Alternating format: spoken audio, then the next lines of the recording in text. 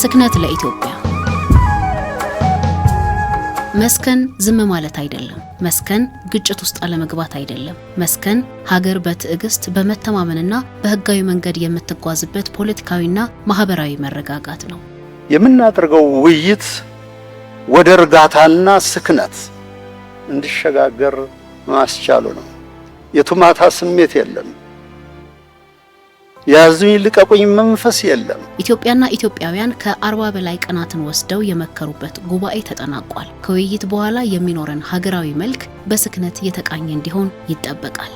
ኢትዮጵያን የሚያስቀጥሉ ወገኖቻችን አርብቶ አደሮች፣ አርሶ አደሮች፣ የተገፉ የማህበረሰብ ክፍሎች ከዚያ ሳንል ሁላቸውም ኢትዮጵያን ማህል አድርገው ከተወያዩ አንድ ነገር ላይ ግን እንደሚደርሱ ተማምነን ነበር። ያም ተሳክቶልናል። ሀገራዊ ስክነት ሰላምን በማጠናከር ከቁጣና ከግጭት ይልቅ በውይይት መፍትሄ እንዲፈለግ ያደርጋል። ከጥድፊያ ይልቅ በጥልቀት አስበው ለመወሰን ያስችላል። ዜጎች ልዩነታቸውን በአክብሮት ሲያዩ ማህበራዊ አንድነት ይጠናከራል፣ ኢኮኖሚውን ይጠቅማል፣ ዲሞክራሲን ያጠናክራል። ልዩ አመለካከቶችን በግጭት ሳይሆን በውይይት ለመፍታትም ያግዛል። በሰከነ አእምሮ ማሰብ፣ መደማመጥና በጥበብ መወሰን የሀገርን ሁለንተናዊ እድገት ያስጠብቃል። ምክክሩ የተሻሉ ልምምዶችንና ውጤቶችን አምጥቷል። በማህበራዊ አውዳችን መልክ መያዝ የሚኖርባቸው የፖለቲካ ቃላትና ስንኞች ሰከን እንዲሉ ሁነኛ አውድ እና የሚጠቀስ ልምምድን ፈጥሯል የሚል ሐሳብ ያለኝ። የፖለቲካ ስክነት የፖለቲካ ኃይሎች ልዩነታቸውን በግጭት ሳይሆን በውይይትና በህጋዊ መንገድ እንዲፈቱ፣ ማህበራዊ ስክነት ዜጎች በሃይማኖት፣ በአካባቢ ወይንም በፖለቲካዊ ልዩነት እርስ በርስ እንዳይጋጩ መቻቻልን እንዲያውቁ፣ ሀገርን እንዲሰሩ ያደርጋል።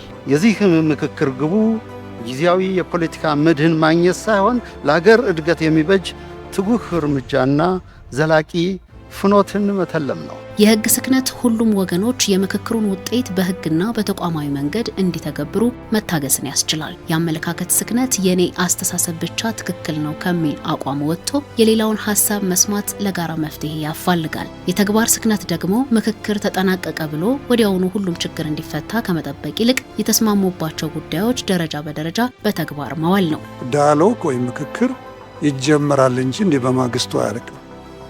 ብዙ ውሳኔዎችን አሳልፋቸዋል።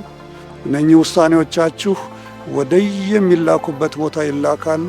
እናንተው ወገኖቻችን የሰጣችኋቸው አጀንዳዎች ወደየክልሎቻችሁ ሁሉ ይመጣሉ፣ ወደየሁለቱ ከተማዎች ይመጣሉ።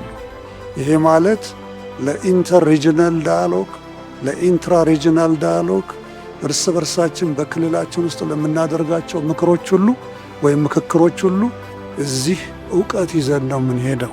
የሰፈሩት ምክረ ሐሳቦች ተቀርጸው ያበቁ የመጨረሻ የቤት ስራዎች ሳይሆኑ ይልቁንም የፖለቲካ ስርዓታችን የት መድረስ እንዳለበት የሚያመላክቱ ፍኖተ ካርታዎች ናቸው። የሀገረ መንግስት ግንባታ የሚጸናው በፖለቲካ ስምምነት ብቻ ሳይሆን በሰዎች መካከል በሚኖር እምነትና ማህበራዊ ትስስር ነው። ግጭት በመሳሪያ ጊዜያዊ መፍትሄ ሊያገኝ ይችላል። ዘላቂ ሰላም ግን በውይይት በፍትህና በትመመን ይመጣል። በመሳሪያ ምንጊዜም ያሸነፈ ኃይል የለም።